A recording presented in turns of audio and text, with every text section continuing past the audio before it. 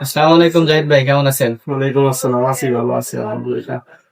গত 2-3 দিন আগে আমরা একটা ভিডিওতে বলেছিলাম যে এক অজ্ঞাত ব্যক্তি রুমে ঢুকে একজন মা, তার কন্যা এবং ছোট একটা শিশু ছেলে তিনজনকে হত্যা করে, ট্রিপল মার্ডার। Triple murder.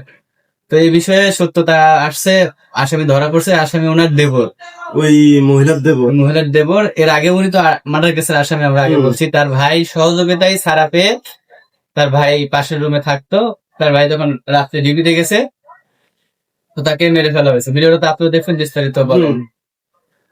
আরে ওই ভাবি নাকি ওকে নাকি শুধুমাত্র বলছিল, আরে ভাই কাজ করে না, কাম করে না, কোনো কিচ্ছু করে না, বসে বসে খায়। এই জন্য ভাবি বলছিল তুই এত লোক, বড় লোক একজন, এখন তুই কাজ টাজ করিস না, খাওয়া কোন জায়গা থেকে আছে? একজন মানুষ চাকরি করে। হ্যাঁ, ঠিক আছে। মানে বর্তমান অবস্থায় ওনার তো চাকরি করে একজন, মানে ওনার বড় ভাই, যে দুজন বাচ্চা, একজন স্ত্রী, একটা ভাই, চারজন মানুষের তো তারা সম্ভব না। ভাবি একটু খারাপ ভাবে বলে যেভাবে বলতে পারে। এখন ওই ব্যক্তি যদি মানসিকতা থাকতো তো আসলে ভাই ভালো মানুষ, মানে মানুষই না, সাইকো। রাস্তার কুকুরও মানুষের মানুষকে এভাবে কামড়ায় না। কেউ ভাই কইতেছে যে আমার খাবার খোটা দিবে কিসের জন্য? ওই জন্য এই ওই জন্য দুধের বাচ্চা তিনজন মেরে ফেলা লাগবে। ও ওই আপনি যেটা বলছিলেন যে আগে দিন বলছিলেন। প্রকাশ্যে ধরা পড়ছে কিন্তু আজকে 10টা, 10:30, 11টার দিকে, এক্স্যাক্টলি টাইম যায় না, বাট আজকে ধরা পড়ছে। শাস্তি যদি আজকে নিশ্চিত করা সম্ভব হতো, জনসম্মুখে ভিডিও লাইভ, তো মার্ডার হয়ে রয়েছে, দুধের বাচ্চা শুয়ে রয়েছে, গলা কাটা, এই ভিডিও ছাড়া যাচ্ছে, মানুষ দেখতেছে, তাতে সমস্যা হচ্ছে না। আর যে অপরাধী তাকে ধরা লাগবে, বিচার করা হবে। সে তো অলরেডি স্বীকার করছে যে আমরা আমাদের খাবার খোলা দিতে জন্য এই কাজ করি, খাবার খোলা দিছে গে। ও সাথে ধরার দরকার ছিল না?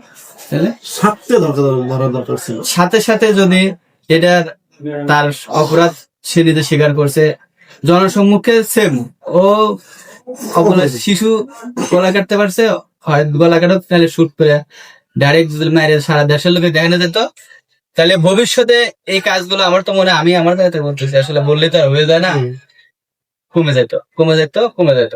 এরকম হাতে গোনা 5টা, 7টা, 10টা যদি করে দেওয়া যায়, বাংলাদেশে কখনো এরকম ভাবে নৃশংস ভাবে নিরপরাধ ফুলের মতো শিশু বাচ্চা আগে গলা কাটা অবস্থায় মানুষ দেখতো না। আরে ভাই দেখেন, আমরা পরিসংখ্যান থেকে একটা কথা আছে, সেটা হলো এরকম, যে অপরাধী অপরাধ করার পরে আবার তাকে ছাড়া নিয়ে আসে, মাঠে ছাড়িয়ে দেওয়া যায়, সেই অপরাধী আবার অপরাধ অপরাধ তার লিপ্ত থেকে হয়।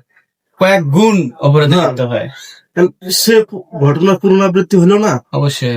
অতএব যে দোষী তাকে নগদ শাস্তি। আমার শাস্তি তো আর আমাদের শাস্তি হইতে হইতে কচ্ছপের মতো আমাদের বিচার ব্যবস্থা শাস্তি মানুষে ভুলেই যায় কার কিসের জন্য কখন কিবা হয়েছিল, কার জন্য কাক বা ফাঁসি দিতেছে, মানে জানেই না। সরকার প্রশাসনের কাছে আমাদের একটা অনুরোধ থাকবে যে যারা জোরালো আবেদন, জোরালো আবেদন, আমরা ওই রকম লেভেলের লোক না যে আমাদের কথা শোনা লাগবে, জোরালো আবেদন, রিকোয়েস্ট, এ বিষয়ে আপনাদের মতামত দিবেন।